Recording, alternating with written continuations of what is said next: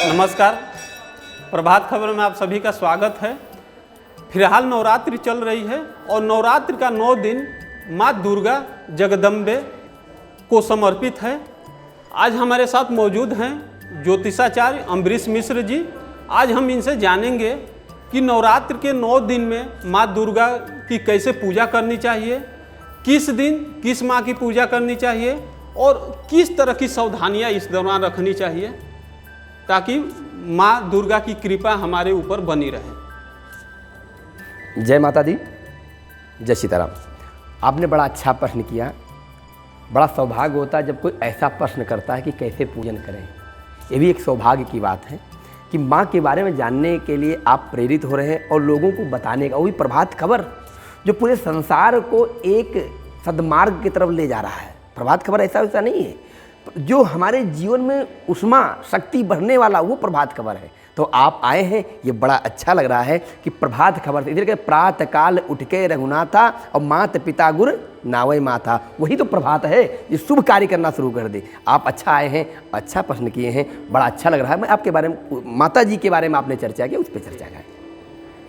तो माता जी की ऐसी कृपा हो रही है कि आप देख ही रहे, हर मंदिर में जाते होंगे, जहाँ भी जाते होंगे वहाँ पूजन हो रहा है, बंधन हो रहा है, अर्चन हो रहा है। लेकिन विडंबना ये है कि हम माता की पूजा कैसे करें और किस प्रकार से जल चढ़ाएं, हम इसके बारे में चर्चा कर रहे हैं और उस विधि को किस तरह करनी चाहिए और आगे कैसे करते रहना चाहिए। तो नंबर 1 आपने अच्छा कहा। तो पहले आप कलश स्थापना कर ही चुके हैं। आज चौथा दिन है माता कुसमांडा का दिन। तो जब आप माता कुसमांडा को सबसे प्रिय क्या है? मालपुआ। आपने सुना होगा, आप जानते भी होंगे, क्योंकि प्रभात खबर ऐसा है कि जन जन में व्याप्त है। तो आपने वो चीज़ हमें प्राप्त कराने का प्रयास कर रहे हैं। तो माता कुसमांडा को प्रिय है मालपुआ। लेकिन जब हम सुबह स्नान ध्यान से निवृत्त हो जाएं, निवृत्त होने के बाद लोटे में जल ले लें तांबे के, और उसमें 1 गांठ हल्दी डाल लें। क्या डाल लें? 1 गांठ हल्दी, 1 जोड़ा लौंग भी डाल लिया। उसके बाद में हो सके तो थोड़ा सा हमको हल्दी और कुमकुम मिला करके डाल लें, चुटकी भर, और लोटे में जल ले जा करके, और जो कलश स्थापना मंदिर में है या घर में है, आप दोनों जगह कर सकते हैं, कहीं एक ही जगह नहीं, उस मंदिर में या अपने घर में जो कलश स्थापना किए उसी में उस लोटे के जल को थोड़ा सा डाल दीजिए। जल को डाला, फिर उसके बाद गांठ की हल्दी गिरा दिया, फिर उसके बाद में उसमें एक तांबे का सिक्का हो या तांबा छोटा सा ही आप डाल दीजिए, और डालने के बाद माता को प्रणाम कर लीजिए। फिर कलश के ऊपर फिर नारियल रख दीजिए, और कलश पे नारियल रखने के बाद में उसमें फिर माला आप पहनाइए माता जी कलश को। माला पहनाने के बाद में एक गुलहड़ का फूल, कहीं कहीं गुड़हल कहते हैं, कहीं अड़हुल कहते हैं, तो नेक जगह अनेक बात, तो नाम एक ही है, चीज़ एक ही है लेकिन नाम अलग है।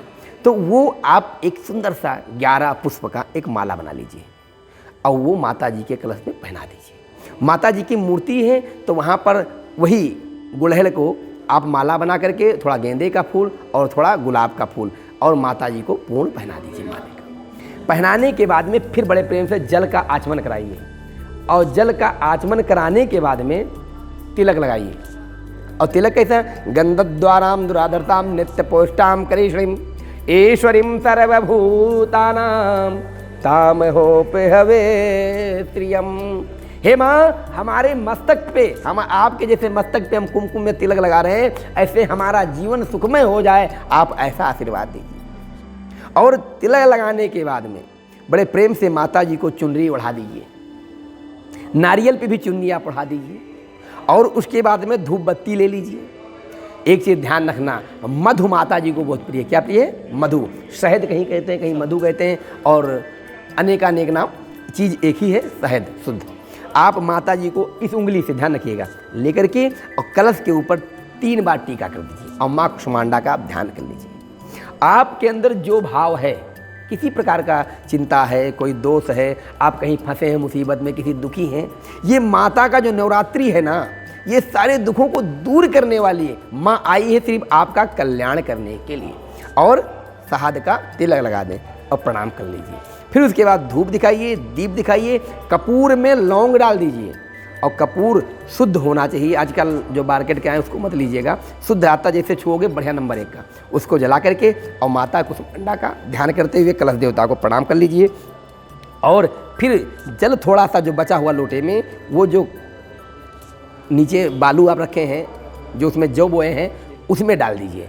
और फिर उस जौ को, जो उभरता हुआ जौ आ जाता है ना, तो ऐसे करके उसको नेत्रों में प्रणाम कर लीजिए कि हमारे जो भी दोष है वह समाप्त हो जाए। हे माँ, कैसे समाप्त होगा? कहा जयंती मंगला काली भद्रकाली कपालिनी दुर्गा क्षमा शिवा धात्री स्वाहा स्वधा नमोस्तुते।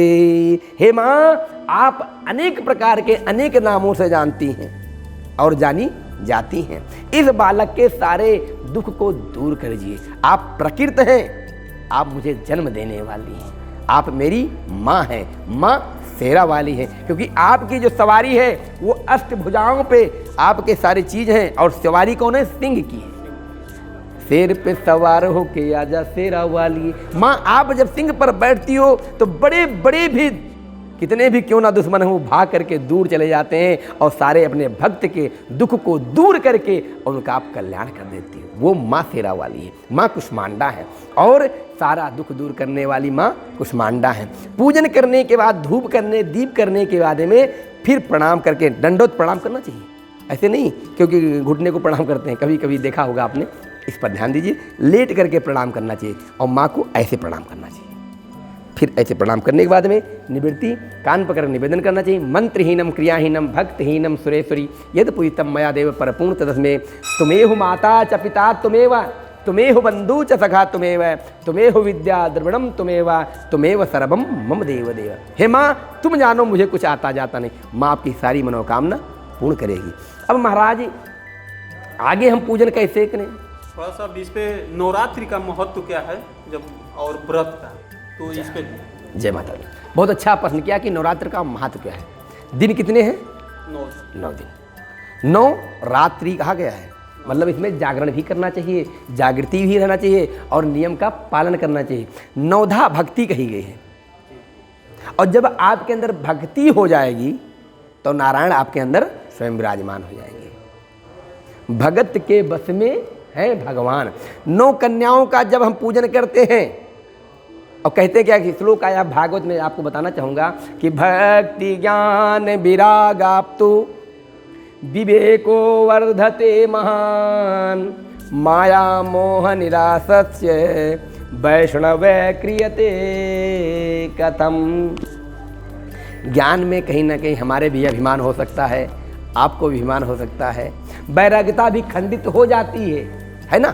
भाई बुढ़ापे में गड़बड़ा गया, लेकिन भक्ति क्या कहती है कि जैसे बैठे हो, जिस भाव में बैठे हो, माता शेरा वाली का ही दर्शन करना है। और महाराज दर्शन करते करते अपने आंखों से अश्रु गिरने लगे, रोम रोम खड़े हो जाएं, मान लो आपका भक्ति पूर्ण हो गया, माता का पूजन हो गया। प्रभातखबर.com, विश्वास वही, रफ्तार नहीं।